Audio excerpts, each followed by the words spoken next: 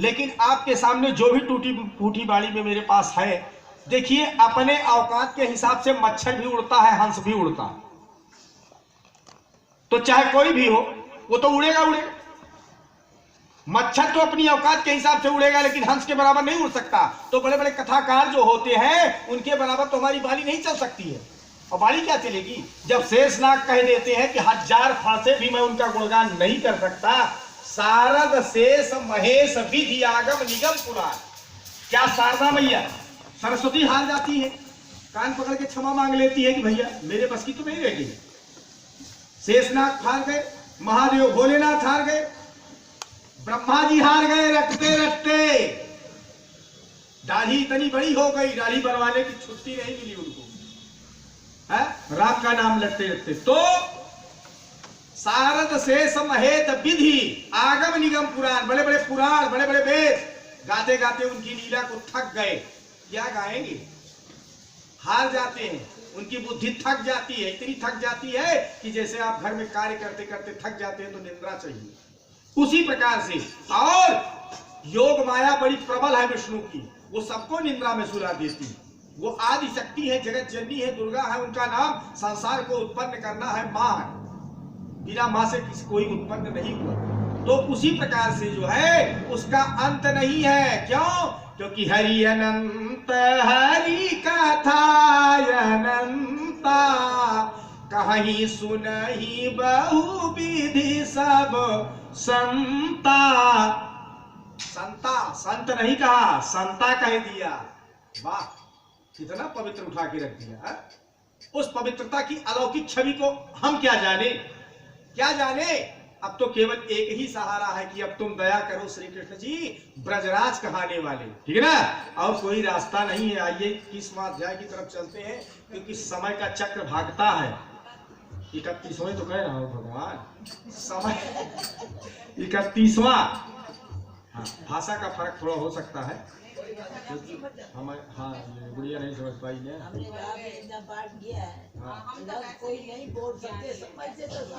सीख रहा हूँ, सीख जाऊंगा। अब आप लोग का सानिध्य हो गया है तो कुछ न कुछ तो सीख ही जाएगा बच्चा है। जब माता लोग हैं हमारे साथ तो फिर क्या दिक्कत है। 31वां अध्याय की तरफ चलते हैं। कार्तिक मास महात्म्य का। कार्तिक में स्नान का सबसे बड़ा पुण्य है। तो स्नान में देवताओं का निवास होता है, चारों वेद स्नान में निवास करते हैं। वाह, तो स्नान का महत्व है। लेकिन जो नहीं नहाते हैं वो पाप निकल करके, जो नहाने वाले हैं उनके पाप निकल जाते हैं, निकल करके जो लोग सोते रहते हैं उधर चले जाते हैं। भाई क्या करें, उनको तो स्थान चाहिए। तो उसी प्रकार से आइए कार्तिक मास महात्म्य की तरफ चलते हैं। ब्रह्मा जी कहते हैं कि कार्तिक शुक्ला एकादशी को हरि प्रबोधनी एकादशी भी कहते हैं। बोले अच्छा, इस एक व्रत के करने मात्र से वाजपेयी यज्ञ का फल प्राप्त हो जाता है। बोले अच्छा, वाजपेयी यज्ञ से भी अधिक ज्यादा फल मिल जाता है और जन्म जन्मांतर के पाप भी नष्ट हो जाते हैं। तो तुलसीदास जी कहते हैं कि इस पाप को नष्ट करने के लिए एक मंत्र है, सिया राम मैं सब जग जानी। जब सारी जगह देख लिए कि सीताराम के अलावा संसार में कुछ है ही नहीं, तो कहा उन्होंने कि सिया राम मैं सब जग जानी। संसार में जितनी स्त्री वर्ग की वो महिलाएं हैं, चाहे वो कोई भी योनि में हो, उससे मतलब नहीं है। स्त्री वर्ग वो सीता के समान, क्योंकि सीता से ही सबकी उत्पत्ति हुई है और राम से सब पुरुषों की। तो इसमें बचा कौन? सिया राम मैं सब जग जानी, करऊं प्रणाम जोरी जुग बानी। तो इस प्रकार से बोले कि 4 महीने का चातुर्मास होता है और वह भी इस दिन इस प्रकार समाप्त होता है। इस दिन व्रत रख करके और ओम नमो भगवते वासुदेवाय, इस 12 अक्षर मंत्र का विधि पूर्वक जप करना चाहिए। जप करने का मान लीजिए टाइम नहीं है बैठ करके, तो अपना घर में कुछ काम करते हुए भी अनेक प्रकार संत बताते हैं ऐसा भी किया जा सकता है। लेकिन शुद्धता अशुद्धता, पवित्रता अपवित्रता दोनों में कारण फंस जाता है, ये भी ध्यान देना। तो तत्पश्चात रात्रि को जागरण करें तो सभी एकादशियों का फल प्राप्त हो जाता है। इसमें किसी प्रकार का कोई संदेह वाली बात नहीं। भीष्म पंचक व्रत जो है कार्तिक शुक्ला एकादशी से आरंभ करके पूर्णिमासी को समाप्त होता है। इस दिन ऋषियों का या अपने पितरों का दोनों का तर्पण करना चाहिए, क्योंकि इनका दोनों का कर्ज है हमारे पास, और फिर महादेव का तो है ही। ये तीन कर्ज तो हमारे पास अटल है, जिनको हम जल्दी से चुका भी नहीं सकते हैं। इनके लिए जन्म जन्मांतर अगर लगा दे तो भी नहीं चुका सकते हैं। हनुमान जी ने क्या कहा कि राम काज लगी तवय अवतारा, राम के कार्य के लिए तो मेरा अवतार हुआ है। सुनते ही भयो पर्वताकारा, पर्वत के आकार के समान हो गए हैं। तो भगवान ने, जिस भगवान ने जन्म दिया है, जिन रचा शरीर तुम्हारा, उसका क्यों नाम विसारा, उसका नाम क्यों विसार दिया है? तो तर्पण करना चाहिए। और भीष्म पंचक में नित्य ही इस प्रकार से भीष्म जी का तर्पण करना चाहिए। भीष्म पितामह वाह, गंगा जी के पुत्र थे, व्याघ्र इनका गोत्र है। गंगा पुत्र को जो तर्पण करता है उनके नाम से, वो अपने पुत्र की आयु बढ़ाता है, उसके पुत्र की आयु बढ़ जाती है। और वसु के इस प्रकार से अवतार शांतनु के पुत्र चंद्र वंश में उत्पन्न व्याघ्रपद गोत्र और संस्कृत पर्वत वाले और संतति रहित गंगा के पुत्र सत्यवती और आजन्म ब्रह्मचारी श्री भीष्म जी का तर्पण करने से सभी प्रकार के मन के मनोरथ संपूर्ण हो जाते हैं तथा पुत्र की आयु बढ़ती है। जो करते हैं तो संपूर्ण वर्ष के पाप भी नष्ट हो जाते हैं। भीष्म पंचक व्रत करने वाला पूर्णिमासी व एकम को इस प्रकार से ब्राह्मण को खीर का सुंदर स्वादिष्ट भोजन कराना चाहिए तथा दान दक्षिणा देकर के और उन्हें संतुष्ट करना चाहिए। तत्पश्चात स्वयं भोजन करना चाहिए, क्योंकि ब्राह्मणम मधुरम प्रियम, ब्राह्मण को माधुर्य प्रिय है।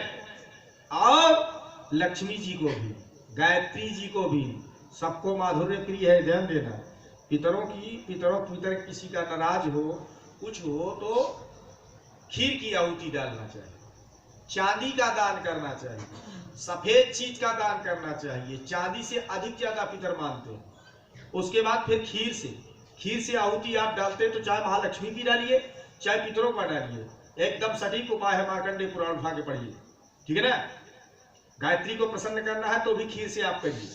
हर मनोरथ को पूर्ण करने वाली महालक्ष्मी का भी है, खीर से करते हैं तो श्री सूक्त से ओम हिरण्यवर्णाम हरणिम सुवर्ण रक्तस्तजाम चंद्राम हिरण्मयी लक्ष्मीम जात वेदो मावह तामा आवह जात वेदो लक्ष्मी मन पगामिन। इसी प्रकार से 16 मंत्र हैं।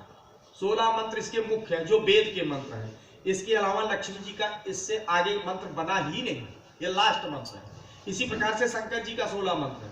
इसी प्रकार से विष्णु जी का 16 मंत्र है, जिसे कहते हैं पुरुष सूक्त। इनके सूक्त को रुद्र सूक्त, सूर्य सूक्त, देवी सूक्त, इसके अलावा कोई मंत्र है, ये लास्ट मंत्र है। ये जल्दी से ब्राह्मण को किसी को याद नहीं रहता, लेकिन अगर इस मंत्र को बोलोगे तो शंकर जी तीनों लोक में कहीं भी हो वहां तक जाना ही जाना है, इसको लौटना नहीं है, क्योंकि इसके आगे मंत्र ही नहीं। जैसे मृत्यु को जीतने के लिए महामृत्युंजय है। अब आप कह रहे थे ना, एक बार क्या हुआ, कथा पूछ रहे थे, बता दे रहा हूँ, संडे बता ही। आप बच्चे तो चिल्लाते हैं मम्मी चोट लगी है, बहुत तेज लगी है, इसमें मलहम मत लगाना, लेकिन माँ क्या करती है, हाथ पकड़ लेती है, डॉक्टर साहब काटो, नहीं तो कल हाथ कटवाना पड़ेगा। तो उसी प्रकार से जो है हम भी दवाई दे ही देते हैं। हरि नाम हरदम लिए जा, ये दुख की दवा है, पिए जा। क्या करो। एक बार क्या हुआ कि मृगंडु ऋषि के पुत्र जो मार्कंडेय जी थे, उनके कुंडली में देखा, उनके पिताजी ने तो देखा कि इसकी उम्र तो 6.5 साल की है, बड़ी समस्या है। जब 6.5 साल की उम्र देखा तो उनके पिताजी समझ गए, और पिताजी समझ तो गए लेकिन वो तपस्या में लीन रहे और उनकी माँ को नहीं बताया। कहा कि मेरे को तो टेंशन है ही है, और माँ ने तो गर्भाशय में धारण किया था, उसने तो सेवा किया है, लाड प्यार चलाना सिखाया, बोलना सिखाया, उठना सिखाया, बैठना सिखाया, वो तो गुरु है। और जो है क्या कहते हैं, उसको यदि बताते हैं तो उसके तो बड़ी समस्या हो जाएगी, हार्ट अटैक वगैरह हो सकता है। नहीं बताया, बोले इस बात को दर्द है, दुख की बात है, कौन बताने जाए, छोड़ो तो अपने पास ही रखिए। तो नहीं बताया माता, लेकिन धीरे धीरे करके तपस्या में लगे रहे, कोई उपाय नहीं निकला। उन्होंने सोचा कि अब केवल 3 महीना रह गया है, मेरा बेटा चला जाएगा और इसकी मां रोएगी, पीट पीट के सीना रोएगी और मैं कुछ नहीं कर पाऊंगा, क्या पूजा करता हूं, कुछ नहीं। अच्छा, इस बात को समझ गए तो उन्होंने दिमाग लगाया कि भाव कुभाव अनख आलसहु नाम जपत मंगल दिस दसहु, भाव्यू मेट सकै त्रिपुरारी, केवल शंकर भगवान है जो भाग्य के लिखे को भी मिटा सकते हैं, दूसरे किसी देवता में पावर नहीं। अच्छा, उन्होंने कहा बेटा एक काम करो, तुम्हें एक व्रत करना है। बोले कौन सा व्रत करना है? बोले 6 महीने का व्रत करना है बेटा। छोटा सा उम्र था बच्चे का, करीब नहीं 6.5 साल की उम्र थी ना, तो 6 साल 3 महीना बीत गया था। 6 साल 3 महीना बीत गया था, बाकी क्या बचा? 3 महीना। अब उन्होंने कहा बेटा 6 महीने का व्रत है। उसकी माँ ने कहा छोटे से बच्चे को 6 महीने का व्रत, बोले तुम नहीं समझोगे, जरूरी है इसके लिए। बोले अच्छा ठीक है, फिर करवा दिया। शंकर जी के पास बैठा दिया, लाके दे दिया शिवलिंग पे और कह दिया कि इनको घड़े से स्नान कराना और इनके ऊपर पानी 24 घंटा टपकते रहना चाहिए, इनको पता चलना चाहिए कि क्या हो रहा है, किसका पानी टपक रहा है, गंगा की धार है इनके सिर पर, ठीक है ना। तो उसने कहा ठीक है पिताजी, मैं आपकी आज्ञा का पालन करूंगा। और कहा कि ओम नमः शिवाय का जप करना। बोले ठीक है। इतना करता रहा। तो एक दिन क्या हुआ, ब्रह्मा जी, नारद जी उधर से चले जा रहे थे, तो सोचे कि इतना अच्छा यहां से आवाज आ रही, यहाँ कौन बोल रहा है, जरा देखता हूं। तो वहां गए, देखे तो एक बालक छोटा सा ओम नमः शिवाय की धुन फर्स्ट क्लास चल रही थी। तो बोली इतना अच्छा बालक, इतना अलौकिक बालक। उसको छोटा सा बालक था, तब तक उनके पिताजी आ गए मार्कंडेय जी के। बोले कि अरे ये देव ऋषि है, देवताओं के ऋषि हैं, इनका दर्शन बड़े सौभाग्य से होता है, बेटा पैर छुओ। तब जब पैर छूने के लिए हाथ बढ़ाया तो पिताजी ने क्या किया, यहां से गर्दन पकड़ के सीधा झुका दिया। बोले ऐसे नहीं, ऐसे ऋषियों का ऐसे पैर छूना चाहिए। तो ऋषि ने क्या किया, छोटा सा बच्चा है कि आपके पैर पे गिर जाए तो क्या करोगे, और उठा नहीं, गप से उन्होंने उठा लिया और उसको आशीर्वाद देते देते चिरंजीवी भी कह दिए। जब चिरंजीवी भी कह दिए, बोले अरे ऋषिवर आपने क्या किया, मैंने सुना है कि मृखा न हो देवारी सी वाणी, आपकी वाणी कभी अशुद्ध नहीं होती है, आप नारायण के नाम में रत रहते हैं, आपकी वाणी अशुद्ध हो गई। बोले कैसे? बोले ये तो 3 महीने का मेहमान और था और आपने चिरंजीवी कह दिया, अब ये कैसे चिरंजीवी होगा। बोली अरे बाप रे बाप, ये तो बहुत बड़ी गलती हो गई मुझसे। और बिना छान विचार के, बिना विचारे जो करे सो पीछे पछताए। अब नारद जी परेशान कि ये तब ना बना तो अब बन गया, संसार में मेरी भद्दगी हो जाएगी, अपने नाम को बचाने के लिए कौन नहीं मरता है, कौन चाहेगा कि मेरा नाम डूब जाए, है? नारद जी बेचारे परेशान। उन्होंने कहा कि आइए कोई बात नहीं, जो हो गया सो हो गया। मार्कंडेय जी के पिताजी कहने लगे जो हो गया सो हो गया, छोड़िए, अब आइए थोड़ा चाय पानी पीजिए, बैठिए थोड़ा। बोले ना, बैठने के टाइम कहाँ, क्योंकि अब तो ऐसा करंट लगा दिया है कि मेरी वाणी अशुद्ध हो जाएगी, मेरा पुरुषार्थ चला जाएगा, मेरा धर्म चला जाएगा। अब इनके दिमाग में टेंशन आ गया। अब इन्होंने क्या किया, श्रीमन नारायण नारायण हो नारायण, श्रीमन नारायण नारायण हो नारायण। इस प्रकार से नारायण का नाम जपते हुए, बीड़ा बजाते हुए ब्रह्मलोक पहुंच गए। और जब ब्रह्मलोक पहुंचे तो ब्रह्मा जी अपने आसन पर बैठे हुए हैं, नारायण का नाम जप रहे हैं। बड़ी बड़ी दाढ़ी देख करके ब्रह्मा जी को प्रणाम किया, है पितामह आपको प्रणाम है, आपके दोनों चरण कमलों में मेरा सादर प्रणाम। नारद का प्रणाम स्वीकार करें पिताजी। ब्रह्मा जी ने खोला दृष्टि, देखा अरे नारद क्या बात है, तुम्हारे मस्तक पर कोई टेंशन दिख रहा है। बोले टेंशन कुछ नहीं है। बोले फिर? नहीं, कुछ न कुछ तो टेंशन है। पिता अपने पुत्र को नहीं पहचान सकता, अवश्य पहचान सकता, क्योंकि नारद जी पिता ब्रह्मा जी के पुत्र थे ना, मानस पुत्र थे। तो इसी प्रकार से कहा, बोले ये टेंशन कुछ नहीं है पिताजी, मुझे दुख इस बात का है कि ब्रह्मा एक नहीं है। बोले फिर? बोले कि और कोई ब्रह्मा। बोले नहीं बेटा। बोले सृष्टि की रचना कौन करता? बोले सृष्टि की रचना तो मैं ही करता हूं बेटा। बोले ऐसा हो ही नहीं सकता, आपकी सृष्टि में ऐसा कोई बालक है जो अलौकिक हो, जिसकी छवि देख करके लोग मोहित हो जाए, संसार मोहित हो जाए। बोले नहीं, ऐसा तो कोई बालक हमने पैदा ही नहीं किया, सृष्टि में रचा ही नहीं। बोले रचा है आपने, आपके अलावा दूसरा ब्रह्मा है। चलो मैं दिखाता हूं। बोले कहाँ? चलो तो सही मेरे साथ। ले गए उसको। वाह, दिखाया। ब्रह्मा जी भी क्या किए, उनके पिताजी फिर आ गए। जब ब्रह्मा जी को लेके पहुंचे तो, क्योंकि वहीं वो देख रहे थे ना कि कब इसकी मृत्यु हो जाए, कुछ पता नहीं। तो जब ब्रह्मा जी पहुंचे तो बोले अहो भाग्य हमारे। मृकंडू ऋषि बोले कि अहो भाग्य हमारे, ये कैसे सब देवता दर्शन देना शुरू कर दिए, मेरी समझ में कुछ आ नहीं रहा है, लेकिन चमत्कार तो भोलेनाथ का ही है। चलो वहां पहुंचे तो बोले बेटा इन्हें प्रणाम करो। बोले लेकिन ये कौन है, मैं तो जानता नहीं। बोले जो पहले आए थे, देखो साथ में खड़े हैं ना, ये इनके पिताजी हैं। बोले अच्छा अच्छा अच्छा, इनके पिताजी हैं। बोले हाँ, इन्हें प्रणाम करो। जब वो हाथ बढ़ाया तो फिर उनके पिताजी गर्दन पकड़ के सीधा लौटा दिए उस पर, लेट गया बच्चा। जब वो पड़ा रहा तो ब्रह्मा जी भी सुंदर बालक देख करके और लेके लगा लिया गोद से, उसको भी वो आशीर्वाद देते देते वो भी चिरंजीवी कह दिए, छुट्टी यार। वो भी फंस गए। जब वो फंस गए तो मार्कंडेय जी के पिताजी कहने लगे ब्रह्मदेव आप क्या कर रहे हैं? बोले क्या हुआ? मैंने तो आशीर्वाद दिया। बोले आशीर्वाद आपका गलत चला गया। बोले क्यों? बोले ये रही कुंडली, इसकी देखिए, अब कितना दिन बचा है, 2.5 महीना और बचा। बोले आप दोनों की वाणी अशुद्ध गई, आप ब्रह्मा के पद से गिर जाएंगे, आपका पुरुषार्थ गया, धर्म गया, सब कुछ गया। ब्रह्मा जी ने कहा तो बड़ी समस्या फंस गई। ये नारद ने कहा मुझे फंसा दिया और ब्रह्मा जी बेचारे परेशान। जब परेशान हो गए तो उन्होंने कहा कि बैठो, चाय होती है, जो हो गया हो गया। बोले नहीं चाय नहीं पिएंगे, कहीं हम जा रहे थे तीर्थ यात्रा में और ये तो हम रुक गए इस बालक को देख करके। बोले अच्छा नहीं चाय पी लो। बोले टाइम नहीं है, वो भी भाग लिए। बोले अच्छा फंसा दिया नारायण। चले पहुंचे कहा? नारायण के पास। नारायण के पास पहुंचे, तो नारायण के पास पहुंचे और नारायण के पहुंच करके प्रभु आपके चरण कमलों में मेरा प्रणाम है। हे नील कमल के समान श्याम सुंदर, आपके चरण कमलों में मेरा प्रणाम है। पीताम्बरधारी आपको प्रणाम है।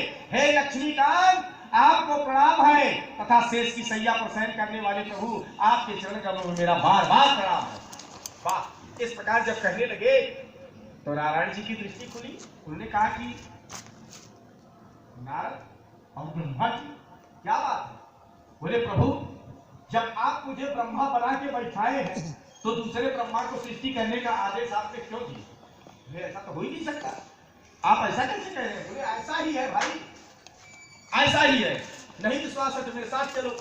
बोले कहां जाए? बोले दूसरे ब्रह्मा को दिखाता हूं। बोले चलो। विष्णु जी भी जोश में आ गए। बोले चलो। चल दिए। ये जो वहां पहुंचे फिर वही हाल हुआ उनके साथ। प्रणाम करो बेटा, पकड़ के गर्दन फिर वही रख दिया। और उसके बाद वो भी वही आशीर्वाद देते देते फिर वो भी देते। तब वो फिर संत महाराज खड़े हो गए, महाराज ये देखिए कुंडली कहा सबके सब गड़बड़ा दी, पूरी सृष्टि प्रलय की तरफ चली जाएगी। क्यों? क्योंकि सबकी वाणी अशुद्ध हो गई, वाणी में पवित्रता नहीं है। वाह, ये तो बहुत बुरे घाट फंस गया। ओम नमः शिवाय बोलो, ओम नमः शिवाय, ओम नमः शिवाय बोलो, ओम नमः शिवाय। हाँ विपदा आई राम पे भारी, शिव शक्ति का जाप किया। विपदा आई राम पे भारी, शिव शक्ति का जाप किया। बजरंगी की शक्ति बनकर शिव ने राम का साथ दिया। बजरंगी की शक्ति बनकर शिव ने राम का साथ दिया। तो रामेश्वर की पूजा करते राम यही फहराए।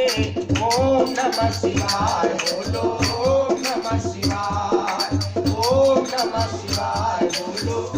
तो इस प्रकार से पहुंचे कहा? बोले कोई नहीं मिटा सकता इसको जो पिता के पिता है। वाह, पिता पितामह वृद्ध पितामह के पास चलना चाहिए। बोले वृद्ध पितामह का भी हाथ खड़ा हो गया। बोले इनके जो पितर है उधर चलो।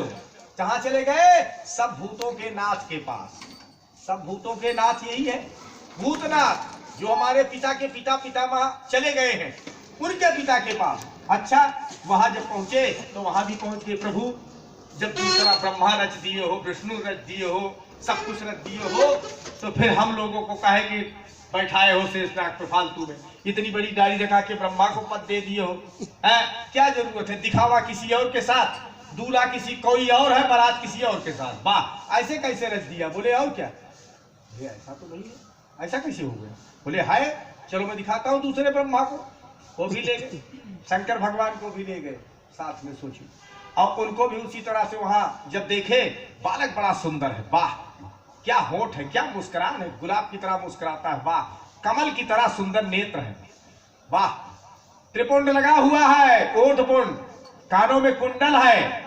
ऐसे अलौकिक बालक को देखकर केवल एक वस्त्र धारण किया हुआ है, यज्ञोपवीत पहना हुआ है, और उसका शरीर भी चमक रहा है, क्योंकि बालक है, निष्कपटता से भगवान का नाम ले रहा है ना, इसलिए ऐसे बालक को देख करके शंकर भगवान मोहित हो गए। बोले वाह इतना अच्छा बालक है, इतना छोटा सा बालक, इस अवस्था में इतनी कड़ी तपस्या, सुबह 4 बजे उठना, वाह 4 बजे उठना और भगवान को स्नान कराना और उनके नाम को जपना, मंदिर को साफ करना, उसके बाद फिर घड़े को भरना, फिर फूल तोड़ करके ला करके भगवान को सजाना, वाह भस्म रमाना, अनेक प्रकार से षोडशोपचार विधि से पूजा करता था, भांग धतूरा लाके चढ़ाता था, जैसे बताए थे ऋषि। तो उसी प्रकार से देखा शंकर भगवान और जाकर के उसको उठा लिया गोद में, उसको भी प्रणाम करा के जब गोद में उठा लिया, शंकर भगवान भी आशीर्वाद देते देते वो भी वही दे गए। छोटी ज्यादा प्यार होगा किसी को तो सारा कुछ खजाना दे ही दिखा ही देता है आदमी, खोल के ले भैया सहेली आई है इसको दिखा दो, यही है तो उसी प्रकार से उन्होंने जब दिखा दिया तो शंकर भगवान जब आशीर्वाद दे दिए तो मृकंडू ऋषि उनके पैरों में गिर पड़े, बोले त्रिपुरारी मैंने सुना है कि भाभी मेट सकै त्रिपुरारी, अब आपने क्या आशीर्वाद दे दिया प्रभु, देखिए अब कई दिन बचा है। बोले कई दिन बचा है? बोले सारी सेवा समाप्त हो चुकी है, केवल 2 दिन और बचा है। बोले यार 2 दिन और बचा है, फिर क्या होगा? शंकर भगवान ने कहा ये तो बड़ा बुरा कर दिया हमने, अब क्या करें? देखिए जो सृष्टि में बना दिया गया है उसको तो हम मिटा नहीं सकते हैं। बोले फिर? बोले हम रास्ता जरूर बता सकते हैं। बोले रास्ता क्या है? बोले एक मंत्र देता हूं, उस मंत्र को बालक जपेगा, ओम त्र्यंबकम यजामहे सुगंधिं पुष्टिवर्धनम् उर्वारुकमिव मृत्योर्मुक्षीयमामृतात्। इस मंत्र को मैं देता हूं और इस मंत्र का जप करो, मौत तुम्हारा कुछ नहीं बिगाड़ पाएगी। क्यों? क्योंकि मृत्यु को जीतने वाला जो है महामृत्युंजय इसका नाम है, उन्होंने अपने लिए हीरा रखा था भगवान भोलेनाथ ने और निकाल करके उस बालक को दे दिया। कभी कभी ऐसी सुंदरता वाली चीज होती है घर में, जो कोई बालक आ जाए अच्छा लगता है तो वो भी उठा के दे देता है आदमी, जाओ है। तो जैसे गायत्री जी है बेचारी, इनके घर में कोई साधु संत आ जाए, 2 रोटी पड़ी है, बाबा ये भी ले जाओ खा लो कोई बात नहीं, ठीक उसी प्रकार से भगवान भोलेनाथ ने निकाल करके वो दे दिया और वो बालक करने लगा।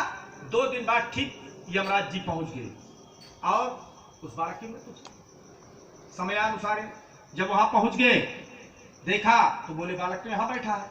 तो बालक बेचारा उस दिन बोले थे कि आज 24 घंटा मंत्र जपना बंद मत कर, और उस क्या हुआ बेचारा जपते जपते थक गया। माता जब थक गया तो छोटा सा ही तो बालक था, क्या करता हो, भगवान भोलेनाथ के चरणों में पड़ करके ऐसे पकड़ा और ऐसे अपना नींद में आ गया। इतने में यमराज का टाइम हो गया। यमराज जी वहां पहुंच गए और यमराज पहुंच करके देखते हैं बालक यहां बैठा, इसका समय पूरा हो चुका है। यम पास निकाला और ज्यों ज्यों ही मारा तो शंकर जी का त्रिशूल आके वहां खड़ा हो जाता है। शंकर जी का त्रिशूल आके खड़ा हो जाता है, यमराज का यम पास फेल हो जाता है, फेल हो जाता है, नहीं काम करता है।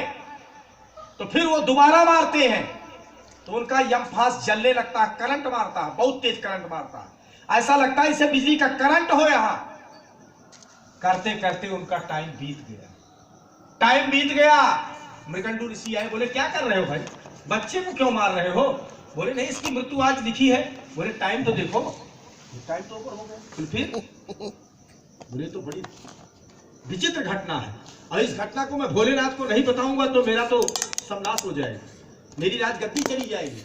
पहुंचे भोलेनाथ के पास, प्रभु वो बालक अलौकिक है। वो तो बोले अच्छा